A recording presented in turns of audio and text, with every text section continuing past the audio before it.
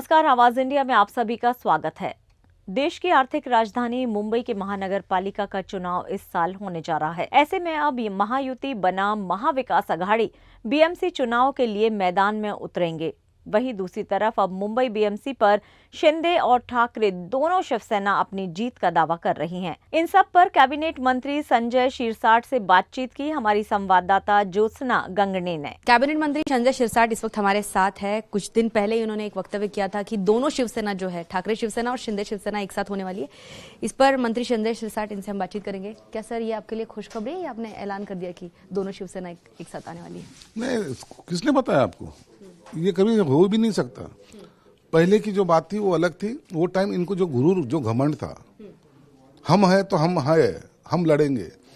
और उन्होंने ये बताया था कि लोकसभा के वक्त भी उन्होंने हमारे खिलाफ में इतनी बयानबाजी की, विधानसभा के टाइम की, हम गद्दारों को गाड़ के रहेंगे, हम ऐसा करेंगे वैसा करेंगे। नतीजा विधानसभा के टाइम उनको जो पता चला कि उनकी पार्टी अभी बह चुकी है, अब वो 20 पे आए और हम 40 के 60 पे गए। मतलब प्रोग्रेस हम में हुआ। लोगों ने हमारी भूमिका एक्सेप्ट की और इनकी भूमिका, जिन्होंने हिंदुत्व छोड़ा है, जिन्होंने कांग्रेस की नाव में जाके बैठे, राष्ट्रवादी के साथ बैठे, अब कहाँ रही मातोश्री? अब तो सिल्वर ओक इनका मंदिर बन चुका है। इसलिए अब ये मुमकिन नहीं है और कभी होगा भी नहीं। लेकिन क्या हम लोग लगातार देख रहे हैं कि ठाकरे शिवसेना की तरफ से कई सारे नेता मंत्री जो एक्स मिनिस्टर रह चुके हैं, कई सारे उनके विधायक हो या फिर नगर सेवक हो, बार बार आपके शिंदे शिवसेना में प्रवेश कर रहे हैं। इसे कैसे देखते हैं? और भी प्रवेश होने वाले हैं? देखिए, उनको एक कॉन्फिडेंस है। शिंदे साहब जो बात बोलते हैं वो करके दिखाते हैं और उनके पास अभी भवितव्य नहीं है। कांग्रेस ना उनको पूछ रही है, ना राष्ट्रवादी पूछ रही है, तो जाएंगे कहाँ? इसलिए सभी लोग अभी शिंदे साहब के साथ रहना चाहते हैं और उनको पता है शिंदे साहब किसी को अगर शब्द देते हैं तो वो पूरा करते हैं। शायद भविष्य में अपने को यहाँ सब अंधेरा लग रहा है, अगर उजाले की ओर जाना है तो शिंदे साहब के साथ जाना है, ये उनकी राय बन चुकी है। लेकिन सर हम देखते हैं कि महायुति में जो है वो भी सब कुछ ठीक चल रहा है, ऐसे दिखाई नहीं दे रहा है। नासिक हो, रायगढ़ हो, यहाँ के गार्जियन मिनिस्ट्री पद को लेकर जो है स्थगिति दी गई है। क्या इसमें गार्जियन मिनिस्टर वही रहेंगे या बदले जाएंगे? इसका निर्णय शायद 1-2 दिन में होगा।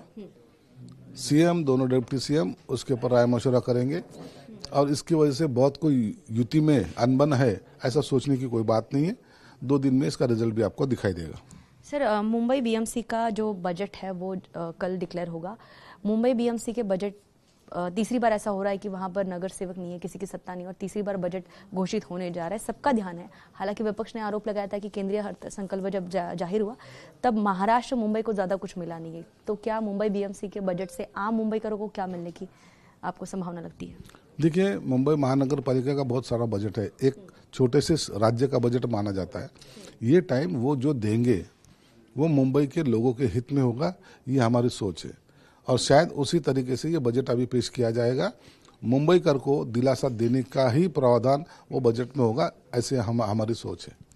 साथ ही जो उप मुख्यमंत्री एकनाथ शिंदे हैं, उन्होंने अभी अपने सारे मंत्रियों को, विधायकों को सूचना दी है कि वो दरबार जो है, मतलब लोगों से मिले। हर सोमवार से शुक्रवार वो डेज दिए गए हैं। ये क्या प्रक्रिया बताई गई है उप मुख्यमंत्री शिंदे की तरफ से? देखिए, बहुत अच्छी प्रक्रिया है। मंत्रीगण आते, मंत्रालय में बैठते, निकल जाते हैं।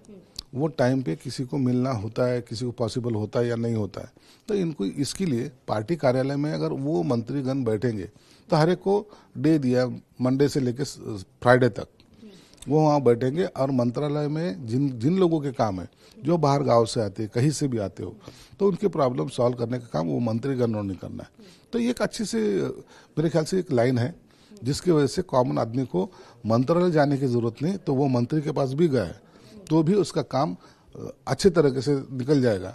ये जो कोई सोच है, मुझे लगता है सब लोग उसको एक्सेप्ट कर रहे हैं और आप देखते होंगे अभी रोज वो पक्ष कार्यालय के सामने भीड़ उमड़ रही है और लोगों को लगता है आज हमारा प्रॉब्लम जो भी है यहाँ सॉल्व होगा। सर इसके अलावा अंजलि दमानिया जो है वो बार बार कह रही कि संतोष देशमुख हत्या प्रकरण मामले में अभी तक जो है वो न्याय नहीं मिला। धनंजय मुंडे के इस्तीफे की बार बार मांग की जा रही, लेकिन अभी भी उनके इस्तीफे को लेकर महायुति में कोई भी नेता मंत्री जो है वो अपनी सक्षम भूमिका नहीं रख रहा है। सक्षम भूमिका क्या रखने का है?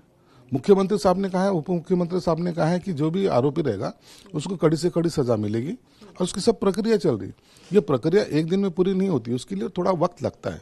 ये वक्त लगना इसका मतलब ये नहीं होता एक कॉन्क्रीटली प्रूफ्स जिसको बोलते हैं वो अदालत के सामने पेश करना उन्हीं के पार्टी के सूरज धस विधायक जो है वो प्रूफ दे रहे हैं। उन्होंने भी मांग की थी कि धनंजय मुंडे जो है इस पर, हालांकि उन्होंने डायरेक्ट मांग नहीं की, लेकिन उन्होंने जिस तरह से अपनी भूमिका रखी है इस पे साफ पता चलता है कि वो धनंजय मुंडे का नाम भी बार बार ले रहे हैं।